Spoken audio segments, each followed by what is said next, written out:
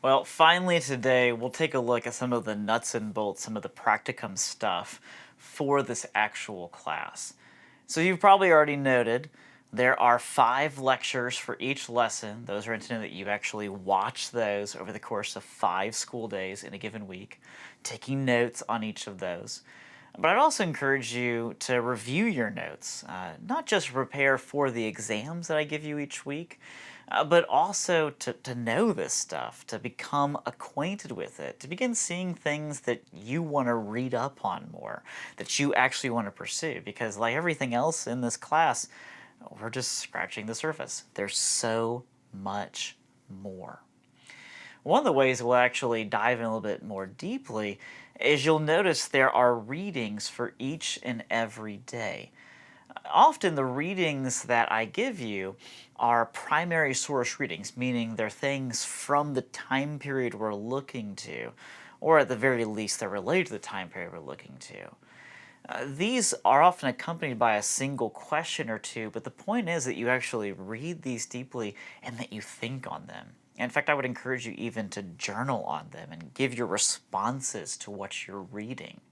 That's the whole purpose, to engage these things, to be thinking through them, not to come back and ask you test questions about them. One of the other assignments that you'll be doing is called the portfolio. The portfolio is really simple. I want you to think of it as being like a visual scrapbook for this class.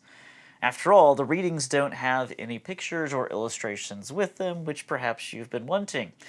But for the scrapbook, that is something that actually is entirely visual. It's an illustration of what we're actually studying throughout the year.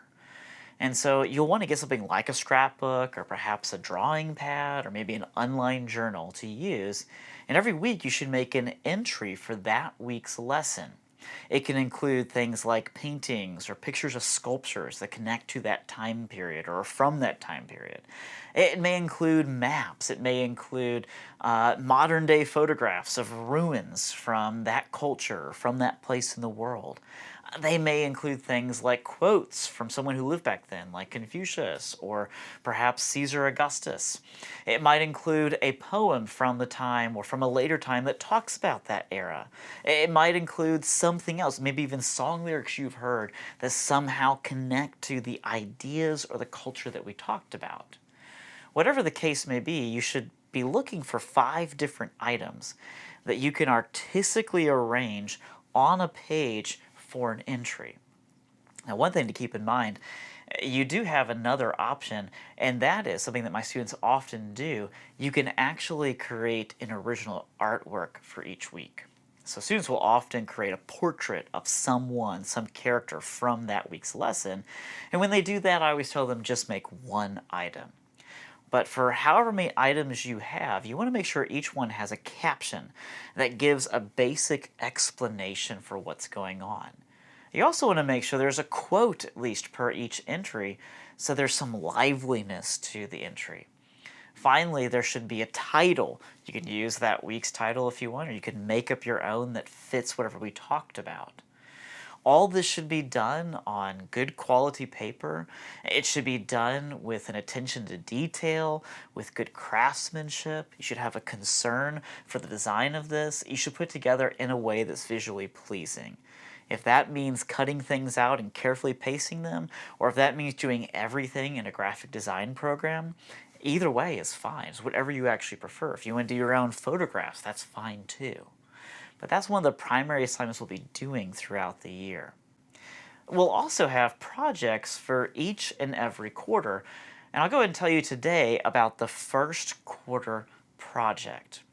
The first quarter project is to make an artistic rendering of the 7 days of creation, which actually will be talked about in our second full lesson. So you'll want to watch that lesson before you actually begin this project. But the purpose of this project is to show what happened on each of the 7 days in some artistic form or medium. So if you want to make 7 drawings, that's fine. You want to do 7 different paintings, or create 7 different photographs, or perhaps a photograph collage of some kind. If you want to do a graphic design project, maybe with 7 different images. I've had students do things like 7 different wood carvings for this. I've had students make a song or some kind of composition with 7 different movements to it. I've had students write 7 different poems for this. I've had a student create an illustrated children's book showing what happened on the 7 days of creation with her own narration designed for young children. In other words, there's a lot of ways you can actually tackle this project. The point is, you want to be accurate in showing what happened on each of the 7 days. And like every other project you'll do for this class, you want to focus on it being something of high quality, something that has been well crafted, something that shows you really put effort into it and you had some ambition to it. That's why I always tell my students the motto of Ramses the Great, who said, "Reward excellent failures, punish mediocre successes."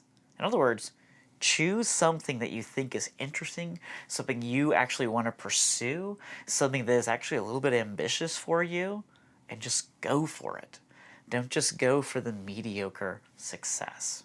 Anyway, take some time to think about it, watch those videos, and be thinking about what you might do for this first project.